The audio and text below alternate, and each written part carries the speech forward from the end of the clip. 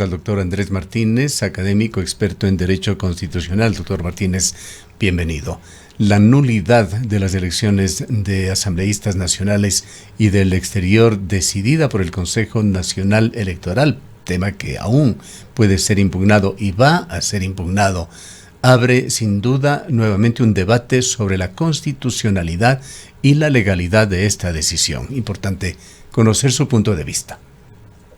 Buenos días, estimado, y por supuesto un saludo cordial a las amigas y a los amigos que nos siguen. Bueno, yo creo que hay que tener en cuenta dos situaciones. La primera es que llama poderosamente la atención nuevamente la negligencia y la falta de prudencia y de actuar de este Consejo Nacional Electoral, que lastimosamente, y debemos decirlo así, no hay un solo proceso electoral que no se vea cuestionado. Yo creo que una de las tareas pendientes, y yo creo que hay que llamar la atención, por supuesto, a los señores legisladores que se van a posesionar en los próximos días, es precisamente iniciar un proceso de fiscalización real a través de un juicio político al Consejo Nacional Electoral. No puede ser posible que, entre comillas, el día domingo pasado nos hayan dicho que el proceso fue impoluto, que fue perfecto, y a menos de 5 días digan que hay que declarar la nulidad de las mismas. Ahora, hay que tener en cuenta que la ley orgánica, en este caso el Código de la Democracia, establece a partir del artículo 143 y siguientes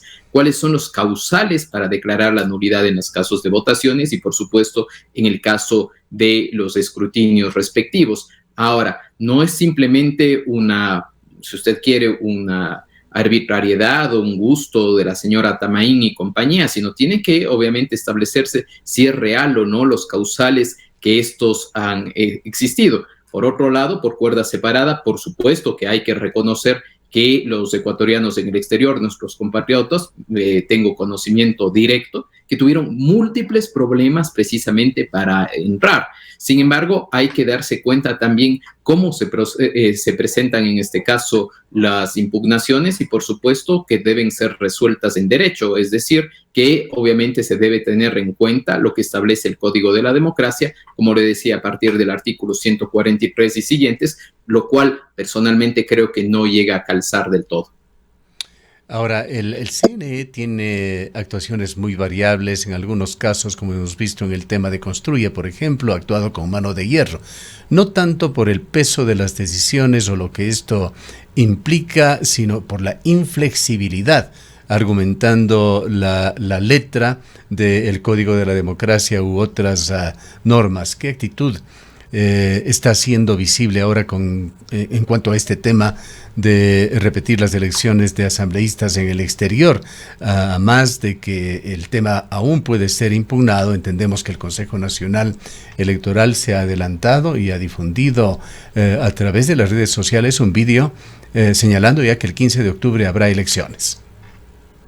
Bueno, creo que incluso ese vídeo ha tenido que darse de baja precisamente porque hacen las cosas, por un lado, usted puede decir mano de hierro, yo diría también de manera arbitraria, porque una cosa es obedecer lo que establece el Código de la Democracia y obviamente estar respecto de lo que éste señala, y por otro lado es querer aplicar de una manera, creo, inexacta y a veces, sobre todo, con una interpretación incorrecta. Dentro de la interpretación normativa en general, no se trata simplemente de hacer una lectura literal de los artículos, se debe leer, por supuesto, qué dice el contexto y a partir de ese contexto ver las normas conexas. Es un error, en este caso, directo de los asesores jurídicos y, por supuesto, también de los vocales, intentar tomar artículos sueltos y tratarlos de aplicar. Eso es una arbitrariedad y hay que decirlo como son las cosas, no hay que intentar tapar el sol con un dedo, con una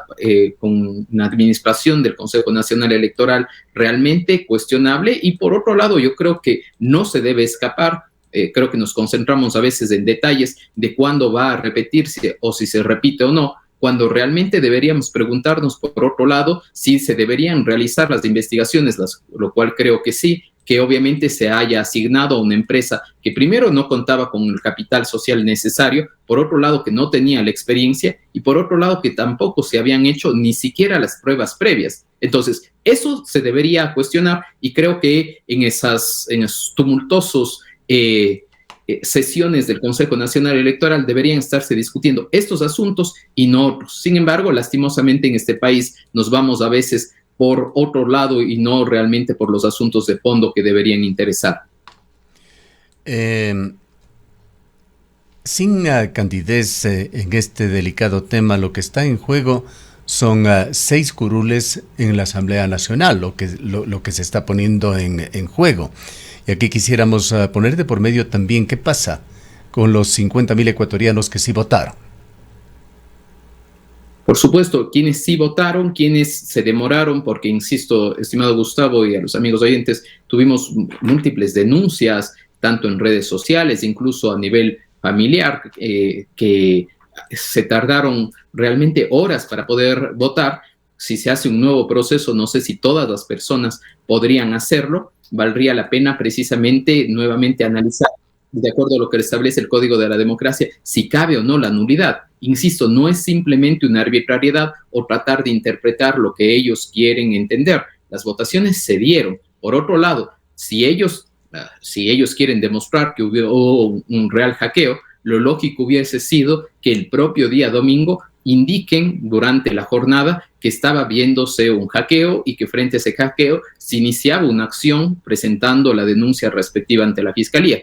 De lo que yo sepa, estimado Gustavo, eso no ha ocurrido. Se quiere hacer posteriormente y claro, la lógica es que ya un poco el relato ya no tiene coherencia. Entonces, claro, por otro lado, ¿qué pasa con esos 50,000 ecuatorianos que sí votaron y que de pronto en un nuevo proceso no va a ocurrir? Yo creo que al final del día esto se resume en que determinados partidos políticos no tuvieron ese voto del que esperaban, que esperaban obviamente más representantes, y frente a esto comienza un proceso de impugnaciones, cuando yo creo que realmente debemos pensar desde una perspectiva institucional y como Estado, y no simplemente lo que me favorece o no dentro de un proceso. Portavoces de Construye justamente señalan que aquí lo que no gustó es que en este caso Construye haya sacado mayor votación y en consecuencia mayor número de representantes que en la Revolución Ciudadana.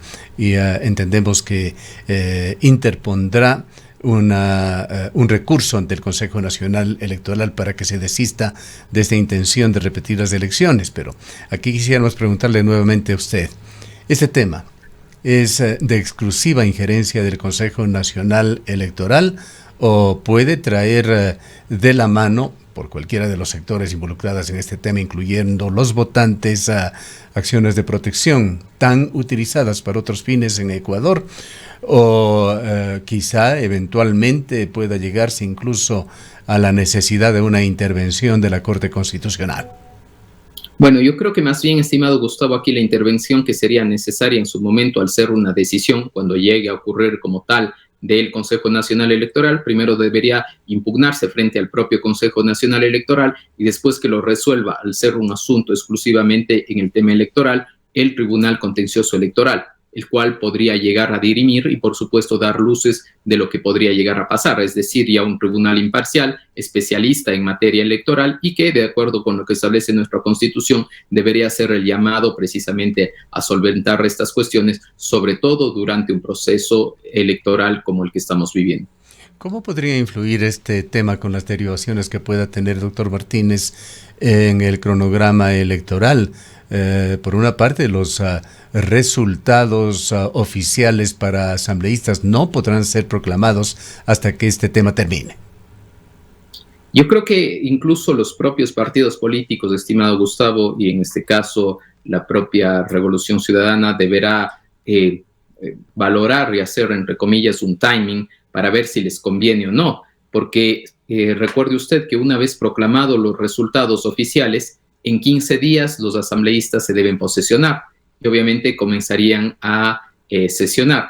Yo creo que, por supuesto, a los asambleístas y en general a las fuerzas políticas les interesa ya entrar en funciones antes que estar dilatando los procesos. Si bien es cierto, estamos teniendo presente que podría tratarse de un aumento entre 2 o 3 legisladores, no obstante, creo que hay temas mucho más importantes, mayores, y sobre todo aquí vamos a medir la capacidad de pensar en país o pensar de manera individual. pensar en tener 2 o 3 legisladores o pensar en país con el propósito de poner a accionar a la nueva Asamblea Nacional que fiscalice, que por supuesto legisle. Durante mucho tiempo el propio partido Revolución Ciudadana, el movimiento, ha dicho que el señor Lasso está haciendo malas cosas. Pues si está haciendo malas cosas, ahora tienen la oportunidad de tener una nueva asamblea y en esa nueva asamblea iniciar un proceso de fiscalización. Entre más rápido ocurra esto y entre menos dilaciones se presenten, por supuesto van a empezar su trabajo más pronto. No obstante, insisto, de pronto parece que el interés de que se pueda llegar a tener una representación mayor está en juego. Por otro lado, si se llegan a anular las elecciones, cuando se los llegan a hacer y, por ejemplo, si se llegase, la señora Tamain, creo que de una manera totalmente equivocada y desacertada, llega a decir, sin que nadie le había preguntado, en plena sesión del Pleno, mi opinión personal es que sea conjuntamente con las elecciones de segunda vuelta, lo cual habría que indicarle previamente que, por supuesto, cuando se hicieron y cuando se diseñó el diseño institucional a nivel electoral y, por supuesto, dentro de la elección de asambleístas, se discutió largamente dentro de la Asamblea Constituyente con el propósito de que no coincidan los 2 periodos. ¿Por qué? ¿Cuál es la razón? La razón es que se podría llegar a tener, obviamente, una mayor influencia de las 2 fuerzas políticas que estarían en segunda vuelta en contra de los intereses de quienes no llegan a pasar. Pero claro, al parecer es mucho pedir eso dentro del Consejo Nacional Electoral. Doctor Martínez, culminemos también con otro caso puntual que tiene que ver con un asambleísta, en este caso un asambleísta que se perfila muy conspicuo, pues es parte de la alta dirigencia también de Construye. Me refiero a Patricio Carrillo. Se ha señalado que en el Ministerio de Trabajo aparece su nombre como una persona que no puede ejercer un cargo público, esto como deriva del juicio político del que fue objeto cuando fue funcionario del gobierno de Guillermo Lasso. ¿Cómo ve la situación de él? Bueno, yo creo que es un tema bastante claro y se quiere oscurecer en determinados momentos. Dentro del proceso político, de los juicios políticos, la lógica que se tiene es precisamente censurar o cesar, con un efecto, entre otras cosas, precisamente de evitar que la persona que haya sido cesada pueda durante un plazo determinado, que en el caso de nuestra Constitución es de 2 años, tener obviamente sus derechos políticos. ¿Qué pasa de manera concreta? Aquí se dieron ciertas interpretaciones en su momento por el Tribunal Contencioso Electoral y el señor al cual fue impugnado en su momento le dejaron participar. Claro, sin embargo, para que ya pasó esos filtros.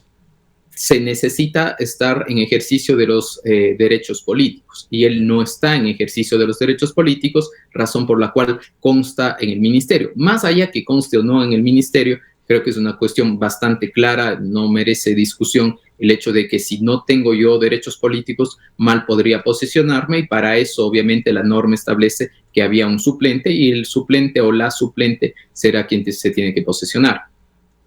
Bien, queremos agradecerle, doctor Martínez, por habernos acompañado. Muchas gracias, estimado Gustavo. Un gusto. Declaraciones del doctor Andrés Martínez, académico experto en Derecho Constitucional. Son las 9 de la mañana. Invertir